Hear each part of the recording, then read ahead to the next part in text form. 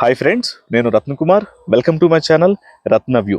Yes, నిన్నటి episode highlights గురించి మాట్లాడుకుందాం. నిన్నటి ఎపిసోడ్లో నాకు ఎంతమందికి అంటే నా అభిప్రాయం చెప్పే ముందు ఇక్కడ హైలైట్ విషయాలను కొన్ని మాట్లాడతాను. మణికంఠ యొక్క ప్రవర్తన తలతిక్కగా అనిపించిన వాళ్ళు ఎవరైనా ఉంటే ఖచ్చితంగా కామెంట్స్ రూపంలో తెలియజేయండి. అలాగే శక్తి క్లాన్కి అదృష్టంతో పాటు వాళ్ళ యొక్క కష్టం అదృష్టం రెండు వాళ్ళతో పాటు ఉన్నాయి. ఒకటి వాళ్ళ కష్టము ఉంది, వాళ్ళ అదృష్టము ఉంది, వాళ్ళకి దక్కిన అదృష్టము ఉంది. సో ఈ రెండవి కూడా బాగా సహకరించడంతో రెండు వాళ్ళకి టైంకి సహకరించిన కారణంగా రెండు గేమ్లు గెలవడానికి ఉపయోగపడ్డాయని ఫీలింగ్ అనిపించింది. అలాగే ప్రేరణ విషయంలో నిఖిల్ బ్యాచ్ సైలెంట్ గానే సపోర్ట్ చేసే ప్రయత్నం చేస్తున్నారేమో అనే ఒక ఫీలింగ్ కూడా అనిపించింది. సో ఎందుకు ఏంటి అనేది కూడా అంటే చూసిన వాళ్ళకి క్లారిటీ వస్తుంది కాబట్టి దానికి సంబంధించి కూడా మాట్లాడుకుందాం. సీత విషయంలో ఫస్ట్ టైం నాకు ఎందుకో ఏంటి మాట మార్చింది అని అని కూడా అనిపించింది. ఎందుకు మాట మారుస్తూ బిహేవ్ చేస్తుంది ఏంది, ఎస్పెషల్లీ మణికంఠ విషయంలో అలా చేసింది ఏంటి గేమ్లో నుంచి బయటకు తీసేటప్పుడు అని కూడా అనిపించింది. వీటన్నిటికి సంబంధించి మాట్లాడుకుందాం ఈ వీడియోలో. ఎస్, ఇక స్టార్టింగ్ వాష్రూమ్ దగ్గర డిస్కషన్ జరుగుతుంది ప్రేరణకి యష్మికి. ప్రేరణ అంటది, ఈ వారం మణికంఠ అలాగే ఆదిత్య ఓం గారు వెళ్ళిపోతారేమో అని అనిపిస్తుంది అన్నప్పుడు, అబ్బా వెళ్ళిపోవాలి, ముఖ్యంగా అసలు మణికంఠ వెళ్ళిపోవాలి, అసలు తను ఎట్లా ఉంటున్నాడో అర్థం కావట్లేదు, అసలు ఫస్ట్లో నాలాగే ఒక బ్యాడ్ పాస్ట్ ఉంది కదా అని మంచోడని అనుకున్నాను, బట్ ఇట్లా నన్ను హార్ట్ బ్రేక్ చేశాడు, అది చేశాడు, వెళ్ళిపోవాలని చెప్పని ఇక తన మీద ఉన్నటువంటి ఆ అభిప్రాయం, వీడు ఎప్పుడు బయటికి వెళ్ళిపోతాడా అని చూసారా యష్మి, దాన్నే మళ్ళీ రిపీట్ చేస్తూ ఉంటుంది. నాకు నటోరియస్గా అనిపిస్తున్నాడు, ఎలిమినేట్ కావాలి అని చెప్పని ఆ విషయాన్ని మెన్షన్ చేస్తుంది. ఇక దాని తర్వాత మొదలవుతుంది వీళ్ళిద్దరి మధ్య పంచాయతీ. నబీల్ మణికంఠ నబీల్ మధ్య జరిగినటువంటి ఇన్సిడెంట్. నబీల్ వెళ్ళి పన్నీర్ ప్యాకెట్ తీసుకొని వస్తా, అక్కడ బుట్టుంది, ఆ బుట్టను తీసుకొని రా మణికంఠ అనే విషయాన్ని చెప్తాడు. చెప్పినప్పుడు నాకు తెలీదా, నన్ను మైక్రో మేనేజ్మెంట్ చేయకు, నన్ను ఎందుకు మైక్రో మేనేజ్మెంట్ చేస్తున్నావు, అక్కడ ఆ వస్తువు ఉందని తెలుసు కదా అని అంటాడు. అరే నేనేం చెప్తున్నారా భయ్, నన్ను మైక్రో మేనేజ్మెంట్ చేయకనగానే ఇది మైక్రో మేనేజ్మెంట్ ఏంటి మచ్చా, అది నేను అది తీసుకొని వస్తున్నాను కదా, బుట్ట అక్కడ ఉంది తీసుకొని రానే విషయం చెప్తున్నాను కదా అని చెప్పని అంటాడు. అరే ఎందుకు ఇప్పుడు ప్రతిదాని అసలు హౌస్లో సపోర్ట్ చేస్తున్నటువంటి ఏకైక వ్యక్తి ఒక పక్కన నబీల్ సపోర్ట్ చేస్తూ ఉంటాడు, బాగా మోటివేట్ చేస్తూ నబీలు అసలు తనని అంతలా సపోర్ట్ చేస్తుంటే అసలు నబీల్తో అట్లా మాట్లాడేది దాంట్లో ఏముంటుంది, ఇది పిచ్చితనం కాకపోతే ఇలాంటి ఇక అసలు అది ఎంత సోదిలాగా అనిపించింది నాకు. ఏం మాట్లాడుతున్నాడు రా బాబు సోదిగాళ్ళలాగా అని ఒక ఫీలింగ్ వచ్చింది. తీసుకొని రా అన్నప్పుడు నాకు తెలియదా, నాకు కనపడదా, నాకు చెప్పాలా, నాకు అన్నిసార్లు చెప్పాలని మాట్లాడతాడు. వెంటనే అందరూ వస్తారు, అందరూ వచ్చి ఒరే విష్ణు అప్పటికి చెప్తూనే ఉంటుంది, ఒరే నేనే పంపించాను రా బాబు ఇట్లా సంగతి అని చెప్తే లైవ్లో ఇంకా బాగా కనిపిస్తుంది ఆ విషయం. ఈ డీటెయిలింగ్ అనేది ఎక్కువ ఉంటుంది, మనకి ఎపిసోడ్లో కట్ చేసి చూపిస్తారు. కానీ ఇప్పుడు ప్రేరణ ఒకటే మాట ఉంటుంది, మణికంఠ దయచేసి అర్థం చేసుకో, ఇంతమంది చెప్తున్నారంటే ఒక 10 సెకండ్లు ఆలోచించి కొంత టైం తీసుకొని ఆలోచించి మాట్లాడంటే అసలుకి నేను నామినేషన్ ప్రెజర్లో ఉన్నా అంటాడు. ఎప్పుడు నామినేషను ఇవాళ నిన్నటి నామినేషన్కు సంబంధించి ఇవాళ చూపించటం ఏంటి, ఇప్పుడు ఎందుకు ఆలోచిస్తున్నావు దాని గురించి అని అంటది. నాకు ఎగ్జాక్ట్గా కరెక్ట్ అనిపించింది. అంటే ఏం చెప్పాలో తెలియక చేసిందే తప్పు అయితే దాన్ని కవర్ చేసుకోవడం కోసం మళ్ళీ ఇంకొక విషయాన్ని మెన్షన్ చేశాడేమో దొరికిపోయేలాగా అనిపించింది. అస్సలు కరెక్ట్ అనిపించలేదు.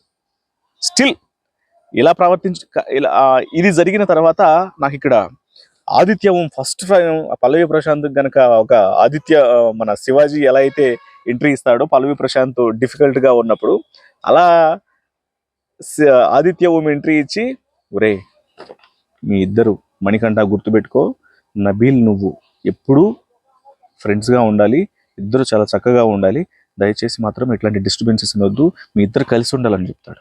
నాకు అది బాగా అనిపించింది, అరే మంచిగా మోటివేట్ చేస్తున్నాడు అని. కానీ ఇక్కడ ఒక విషయం కూడా నిజం అవుతుంది.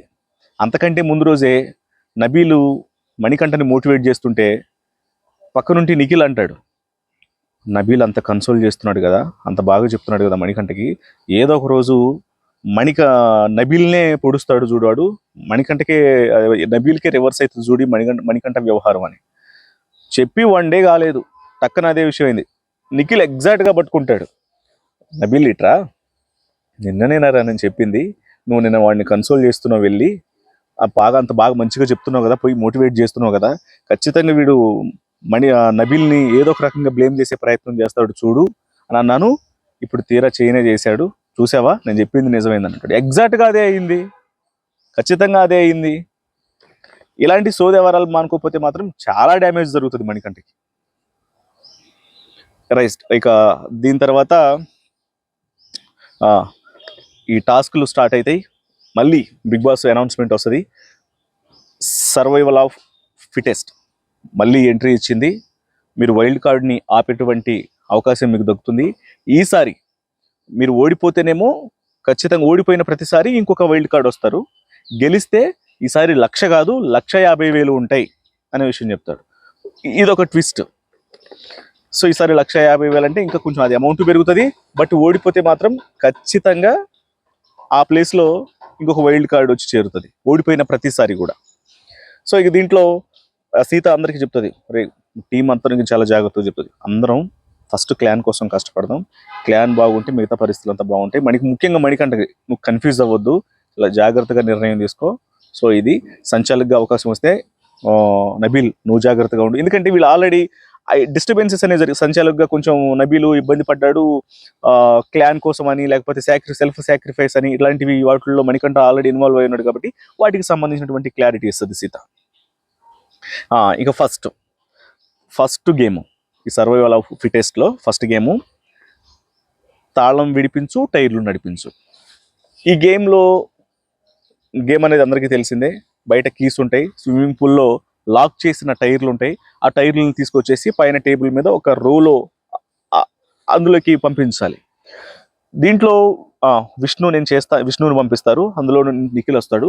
కానీ ఇద్దరు చాలా బాగా ఆడతారు, ఎంత బాగా నిఖిల్ అసలు ఏంటి ఆ వాటర్లోకి వెళ్ళి మనం లోపలి మునిగి పైకి లేచి అది తీయడము, అసలు బ్రీత్ ఇన్ బ్రీత్ అవుట్ చేయడము అంటే ఒక పక్క సరైన కీని పట్టుకోవాలి, ఒక పక్క ఊపిరిని కంట్రోల్ చేసుకోవాలి, అది ఊపిరి తీసుకుంటూ ఉండాలి, వాటర్లోకి వెళ్ళిపోతే ఊపిరి అందదు, కీ తీయాలి, ఆ టైర్ని విడిపించాలి, తీసుకొచ్చి మళ్ళీ పైన దాన్ని నడిపించాలి. అసలు ఈ టాస్క్ చూసింది, మళ్ళీ దానికి టైం పెడతారు. ఈ మొత్తం ఎంత 10 నిమిషాల్లో, ఇది పూర్తి చేయాల్సింది 10 నిమిషాల్లో. అసలు ఇంత పెద్ద అసలు ఇదేం టాస్క్ రా బాబా నాకు ఫీలింగ్ కూడా వచ్చింది నాకు. బట్ అయినప్పటికీ కూడా వాళ్ళు ఏ మాత్రం కూడా లైట్ తీసుకోకుండా చాలా బాగా ట్రై చేస్తారు ఇద్దరు. సో నిఖిల్ బాగా ఆడతాడు, ఎందుకంటే యాజ్ ఏ మెన్గా తనకు ఆల్రెడీ ఆ ఫిజికల్ స్ట్రెంత్ అనేది అదంతా ఉంది కాబట్టి. సో విష్ణుప్రియ అమ్మాయి అయినప్పుడు కూడా తను బాగా ఆడుతుంది. బట్ ఆ టైంలోకి వాళ్ళు పూర్తి చేయకపోవడంతో ఫస్ట్ టాస్క్ని 2 క్లాన్లు ఫెయిల్ అయిపోతాయి. సో వెంటనే ఇంకొక వైల్డ్ కార్డ్ని పెట్టేస్తారు. సో అలా అయిపోతుంది. ఇక వెంటనే సెకండ్ టాస్క్ స్టార్ట్ అవుతుంది, సెకండ్ గేమ్లో జాగ్రత్తగా నడువు లేదంటే పడిపోతాం. సో ఇది సెకండ్ గేమ్. ఈ సెకండ్ గేమ్ విషయంలోనే అసలు ఎవరిని పంపించాలి అని అనుకుంటున్నప్పుడు వాళ్ళలో నుంచి యష్మి దిగుతుంది. ఇక్కడ ఫస్ట్ మణికంఠ నేను వెళ్తా అన్నప్పుడు వాళ్ళందరూ ఎవరికి వాళ్ళు అనుకుంటారు, బట్ నేను కొంచెం సన్నగా ఉంటాను కాబట్టి కొంచెం బ్యాలెన్స్ చేసుకుంటాను, బాగా చేస్తాను అనే విషయం చెప్తాడు. ఈ టాస్క్లో ఈ జాగ్రత్తగా నడువు లేదంటే పడిపోతావు అనేది ఆ బ్యాలెన్స్, పూర్తిగా బ్యాలెన్సింగ్, అసలు చాలా ఫోకస్డ్గా ఉండాలి. బాల్ పెట్టేటప్పుడు దాన్ని బ్యాలెన్స్ చేయాలి, మళ్ళీ తిరిగి బ్యాక్ సైడ్ వచ్చేటప్పుడు అది ఒకసారిగా ఆ సీసా వైపు ఉన్నటువంటి ఆ బాస్కెట్ అనేది జంప్ అవ్వకుండా స్లోగా వెళ్ళేటప్పుడు జాగ్రత్తగా ఉండాలి, వచ్చేటప్పుడు జాగ్రత్తగా ఉండాలి. చాలా మైండ్ గేమ్ అది. అలాంటిది ఇక్కడ ఒకవైపు ఫస్ట్ హాఫ్ అంతా కూడా అసలు ఆ బాల్స్ వేయటంలో మణికంఠ చాలా బాగా ఆడతాడు. యష్మి ఈ గేమ్లో మాత్రం అస్సలు బాగా మెచ్చుకోవచ్చు, ఎందుకంటే తనను తాను బ్యాలెన్స్ చేసుకుంటుంది. ఫస్ట్ బాల్స్ పడిపోయిన తర్వాత ఫస్ట్లో పడిపోతాయి యష్మివి, ఇక మణికంఠ అసలు ఆల్మోస్ట్ గెలుస్తాడు అనే ఒక ఫీలింగ్ వచ్చేస్తుంది ఫస్ట్ హాఫ్ జరిగినంతసేపు కూడా. కానీ అసలు గేమ్ ముందుకెళ్తున్న కొద్దీ వీళ్ళు కేకలు పెడుతుంటే ఇక్కడ కన్ఫ్యూజ్ అవుతుంటాడు.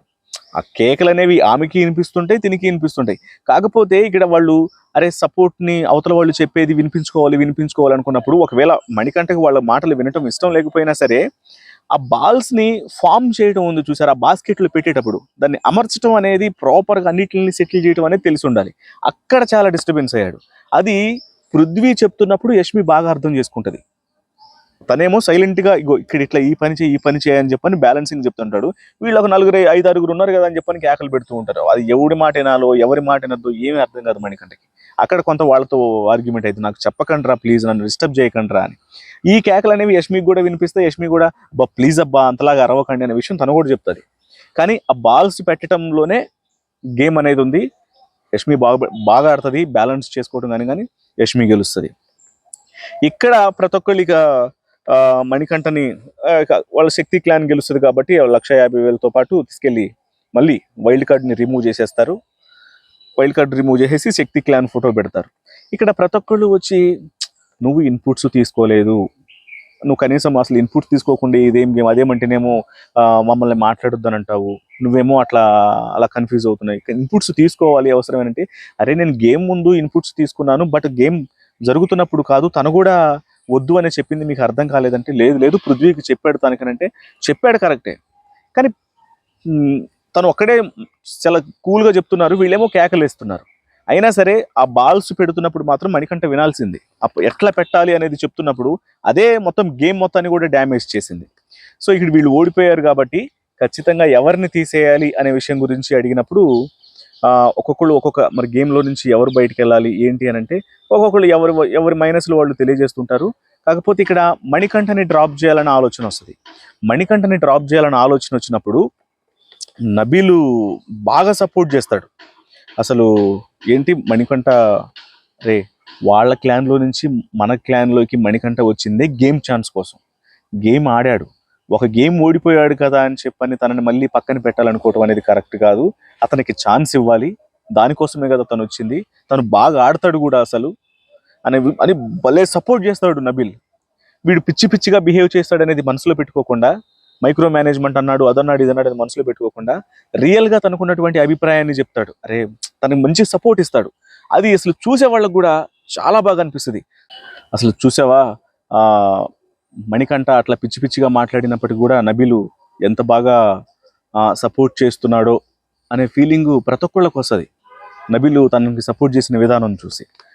ఆ తర్వాత అక్కడే ఫస్ట్ సీత ఏమంటది, వాళ్ళందరూ డిస్కషన్ అయిన తర్వాత ఓకేరా సరే నామినేషన్స్లో ఉన్నారు, లేకపోతే నేను లాస్ట్ కూడా గేమ్ కూడా ఆడలేదు, ఇంకా చేసేది ఏం లేదు అంటే విష్ణుప్రియ అంటది వీడు ఇన్పుట్స్ తీసుకోలేదు కాబట్టి నా అభిప్రాయంలో మాత్రం మణికంఠనే అంటది. కానీ అప్పటికి సీత దాని గురించి ఎందుకు ఆలోచించడం లేని చెప్పి ఎవరి అభిప్రాయాలు వాళ్ళు అనుకుంటూ ఇక నేను సెల్ఫ్ నామినేట్ అవుతా అని చెప్పి నేను సెల్ఫ్గా నేనే డెసిషన్ తీసేసుకొని నేను బయటికి వెళ్ళిపోతానని అంటది. ఎప్పుడైతే బిగ్ బాస్ అనౌన్స్ చేయమన్నాడో మణికంఠ పేరు చెప్తుంది.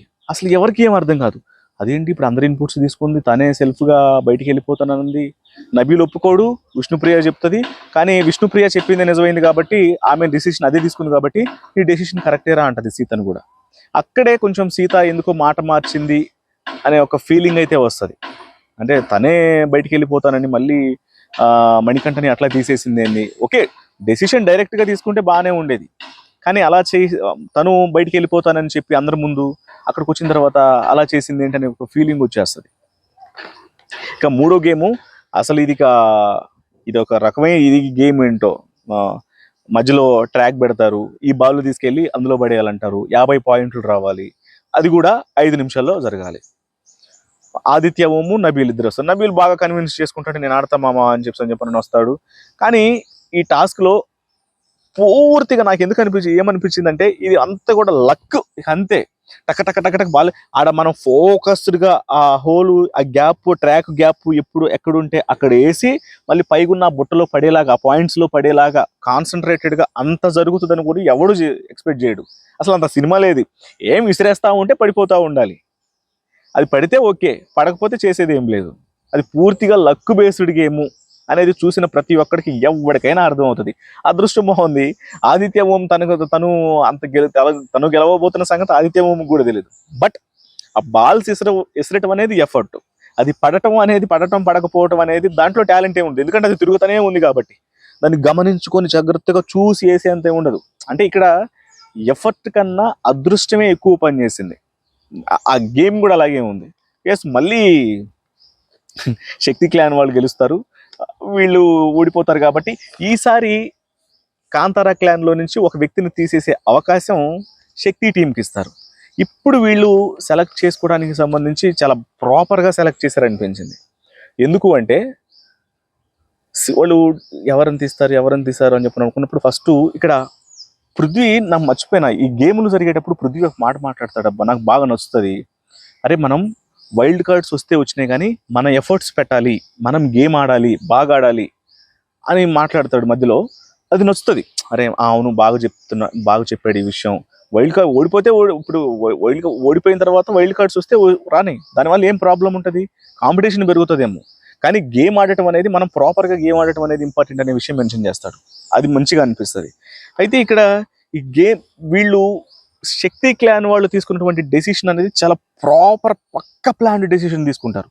వీళ్ళు సీతను బయటికి పంపించాలని, టాస్క్ గేమ్ నుంచి బయటికి పంపించాలనే డెసిషన్ తీసుకొని, ఆ డెసిషన్లో వాళ్ళు పెట్టుకున్న రీజన్ ఏంటంటే నామినేషన్స్లో ఉన్న వాళ్ళకు అవకాశం ఇవ్వాలి.